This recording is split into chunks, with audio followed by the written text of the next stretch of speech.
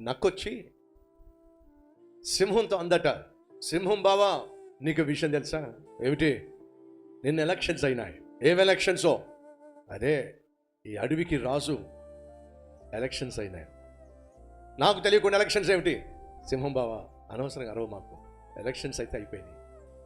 సరే ఏమైందో చెప్పు. నేనే రాజుగా గెలిచాను. నువ్వు ఆఫ్టర్ ఆల్ నక్కవే, నువ్వు రాజుగా గెలవడం ఏమిటి? నాకు తెలుసు నీకు కోపం వస్తుందని చెప్పి ప్రూవ్ చేస్తా.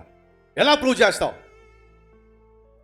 నేను అడవిలో నడుచుకుంటూ వెళ్తా, నన్ను చూసి ప్రతి జంతువు పారిపోద్ది. నిన్ను చూసి జంతువులు పారిపోవడం ఏమిటి? ఆఫ్టర్ ఆల్ నువ్వు నక్కవే. సింహం బావా నాకు తెలుసు నువ్వు ఎలా అంటావని. నీ కళ్ళారా వచ్చి చూడు. ఏం చూడాలి? నేను నడుచుకుంటూ వెళ్తున్నప్పుడు నన్ను చూసి అడవిలోని జంతువులన్నీ పారిపోతాయి. నువ్వు వచ్చి నా పక్కన నిలబడి నాతో పాటు రా, నీకు అర్థమైపోతుంది అడవిలోని జంతువులని పారిపోతాయి. వస్తున్నా పద. నక్క వెళ్తుంది, పక్కనే సింహం వెళ్తుంది. ఎదురుగుండా వస్తున్న జంతువులన్నీ పారిపోతున్నాయి. నక్క చూసి సింహంతో అంటుంది, చూసావుగా అన్ని జంతువులు పారిపోతున్నాయి.